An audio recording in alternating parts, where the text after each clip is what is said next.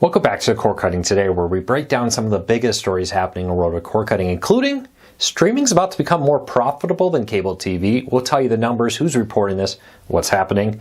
Netflix will no longer accept payments from Apple. Now, for a while, new customers have not been able to sign up through Apple, but now anybody on Apple or paying through Apple for Netflix needs to update their payments soon or they're going to get cut off. We'll tell you why that's important. And Fubo holds the key to the future of cable TV. We'll tell you these stories and a whole lot more coming up here in a second. First though, if you want to learn more about these stories, I'll put a link to each one down in the show notes and in the first pinned comment. You can find them there and read them for yourself. I'd love to hear your opinions of them. If you're new here, do me a big favor, hit that subscribe button, hit that thumbs up. Let YouTube know you enjoy what we do here. Hopefully we can help you break free from the high cost of TV, but still watch the shows you enjoy. So with that said, let's dive into it.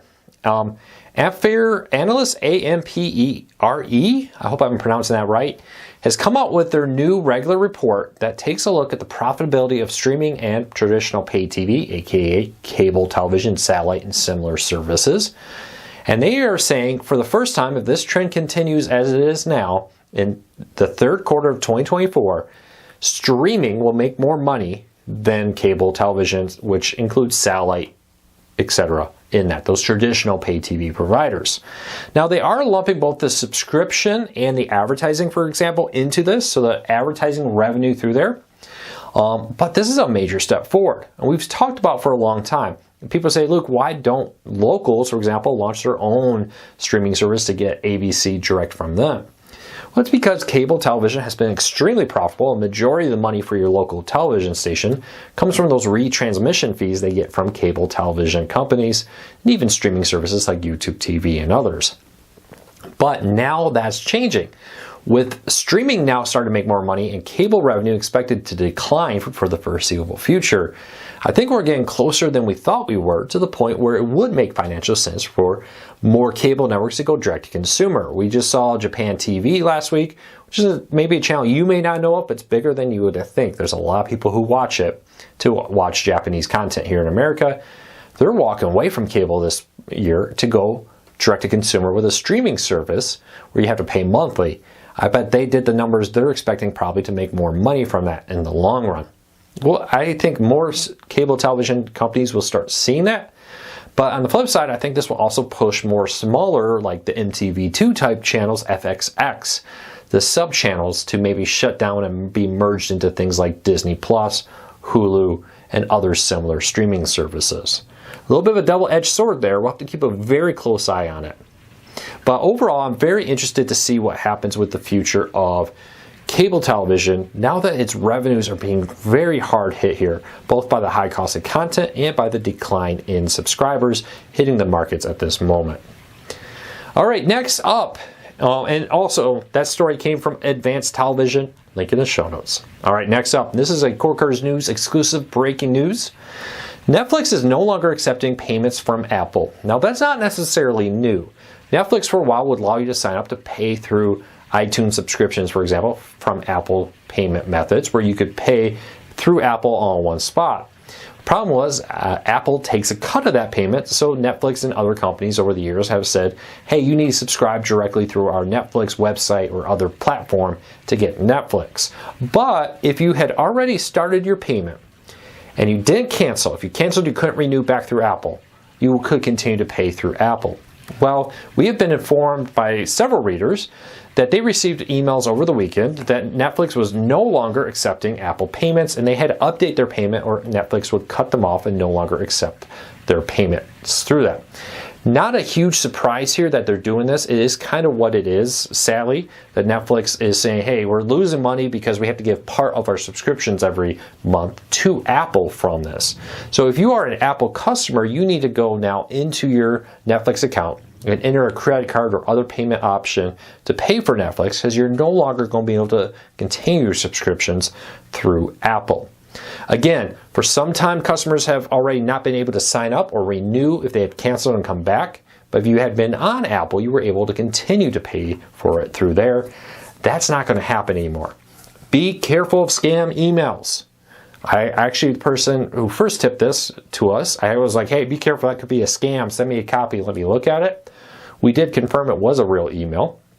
And they confirmed by going into their iTunes subscriptions that, hey, there was a message there that this was expiring. They needed to change their payment method. But be careful of scam emails. Consider going to Netflix.com yourself and manually changing it there, then clicking through links. A lot of scammers are trying to impersonate streaming services right now to get you to update or change your credit card information. And basically all they're doing is harvesting your credit card numbers. Just be careful of emails for that. All right, we talked last week about Fubo suing major cable TV or cable network providers, Fox, Disney, and Warner Bros. Discovery, over their new plans to launch a sports-related streaming service.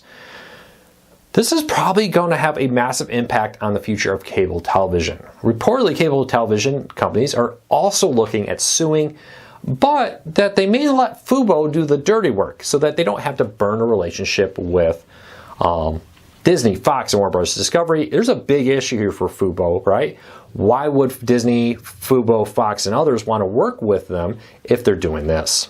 Because of that, many cable companies are reportedly watching very closely how Fubo's case goes, and if it goes well, they may join in with their own suits, or they may just let Fubo do their dirty work so they can benefit from maybe the benefit of Fubo's judgment, or maybe find out that, hey, the courts are not very favorable to their arguments. Cable companies have a few things here that they're upset about. For one, they're worried this is going to speed up the growth of cord cutting. For two, many large cable TV companies have contracts that basically say, hey, if I'm one of the top 3 cable TV providers in my markets, you won't give a competitor a better deal than what you give me. Basically saying you can't let a competitor come in and undercut us here in this market. We'll see how this plans out, but we've been told that multiple cable companies are watching this very closely, and the future of cable TV may ride on the success of Fubo's lawsuit, interestingly enough. But it'll be interesting. A lot of them are very worried about burning bridges with Disney and Fox. All right, cord cutting is expanding internationally in our next story, and this includes News Corp Australia's cable TV company. Out there, Foxtel is the largest cable TV provider in Australia. They recently shut down a bunch of cable networks there, including ones like Nickelodeon, MTV, Nick Jr., BEIN Sports, PBS Kids, and more have all been removed from Australia because they said it wasn't profitable. Now the Sci-Fi Channel, here spelled S-Y-F-Y, they're spelled Sci-Fi, S-C-I-F-I, and a movie channel that they own are both going to shut down this week, later this week, and not be replaced. This means in Australia there'll be no more cable networks dedicated to science fiction programming, and basically they say it's just not needed as people move to online content. There's one more sign of the growth of cord cutting around the world. We've already seen some partners like Disney do this. Disney has shut down most of their channels in Australia, or the Disney Channel and other similar channels in Australia and most of Europe with this, to push people to subscribe through Disney Plus if you want the Disney Channel content. Look for that to become more common in the years to come.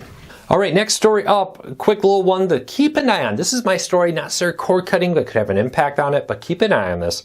The Supreme Court will hear whether social media platforms can be restricted in how they moderate content. Now, the argument here is Florida and Texas have passed laws to prevent social media platforms from filtering content based on political views and other factors with it. These content program or companies have come and said, hey, we should be able to moderate our social media platforms however we want them to be moderated. And if people don't like it, they don't have to use our platforms. Now the Supreme Court is going to take this case up and rule on if states can limit how social media controls here. States are arguing that social media have become a public space, such an important part of the public discussion that they should be able to put basically free speech clauses in to protect political speech, for example, on social media. We'll keep a close eye on this. This could impact a lot of things out there related to social media, which will have a big impact on our everyday. This goes way beyond just political type speech. So keep an eye on this. The Supreme Court will hear it. It'll be a long time though once they even have the hearing until we get a ruling on this. So keep a close eye on it. But this is a final say. There's nowhere else to go other than to have Congress rewrite laws if the Supreme Court doesn't go your way. So keep a close eye on it. And that's my story of the day to keep a close eye on. Don't lose track of this because it's going to have a big impact on our everyday lives. And lastly, SpaceX, and what I think is going to be a huge thing for connectivity in emergencies and all kinds of situations, has successfully sent a tweet by using their direct-to-cell satellite in space. So SpaceX has successfully connected a cell phone to their satellites in space and sent a text message through that. Now this is huge. It goes back to natural disasters, right? Your cell phone towers go out, but the satellites above you are still operating. You're going to continue to be able to send phone calls, emails, and more through it. I love this feature, the ability to, no matter where you are, always have connectivity. If you're boondocking, if there's a medical emergency, you will always be able to get a hold of somebody. I find this fascinating. I love everything about it. We'll keep a close eye on this story. But first successful test, T-Mobile is the major partner behind this with SpaceX as they work to develop a system that will allow T-Mobile customers to do this. AT&T is doing it through another provider, and other providers are reportedly looking at their options. So make sure no matter where you are, you'll always have a backup of satellites to be able to connect your phone to, at least for basic emergency needs. All right, let's get into the question of the day. If you have a question for me, make sure to leave it in the comments. Start off with something like a question for Luke. Especially over weekends, I get multiple. I can't answer them all. If I don't answer your question, re-ask it, and I'll do my best to answer it either in the comments or in a future video. Today's comment comes from Paul Smith. It says, Luke, why is streaming services continue to become more expensive when they have competition? That's a great question because we often talk about the fact that competition often drives down pricing. For example, in broadband internet, there was a study recently that showed when people have 3 or more internet options, things like data caps become less common and prices are often considerably lower than places that have 1 or 2 options for home internet. So why isn't that happening with streaming? Well, it is and it isn't. The problem with streaming is there's still only a handful of major studios. One of the big problems here, especially for live TV service, is local channels and studios demanding more and more money. Puts services like Hulu Plus Live TV, YouTube TV, and even cable networks in a tough spot. Raise your price too much, you lose subscribers. Refuse to raise your price, and people like Paramount, NBC Universal, or Disney won't give you their channels because they're demanding more money. Puts them in a hard spot. We've seen Spectrum and DirecTV and others put their foot down and happily end up in blackouts. Well, that upset their customers. Puts you in a very tough spot. The same thing with streaming services. Content costs are going up. You have inflation that's hitting them hard. The cost of labor is going up. The cost of some of the things that you use every day to make movies. Set construction, wood is way up. Gas to drive to all these locations and produce is way up. And other expenses have gone up, which causes movies and television shows to become more expensive. I think I read somewhere that the cost of the first season of making a Game of Thrones episode versus the sequels or prequels or whatever these new shows that are coming off the spin-off series, it's like 11 times more expensive to do per episode now than it was the first episode of Game of Thrones. A lot of things behind that. CGI can save money, but it can also be very expensive. A lot of expensive man hours, computing power to go in to develop that CG. A lot of things go into this, but basically it really comes down to the fact that the content, while there may be many different streaming services out there, is still owned by only a handful of players. They're demanding more money, and that's what's driving up the cost of media. Leave me a comment, let me know what you think. If you have a question for me, leave it down below. I'd love to hear from you. Until next time, take care, be safe. I'll be back again real soon.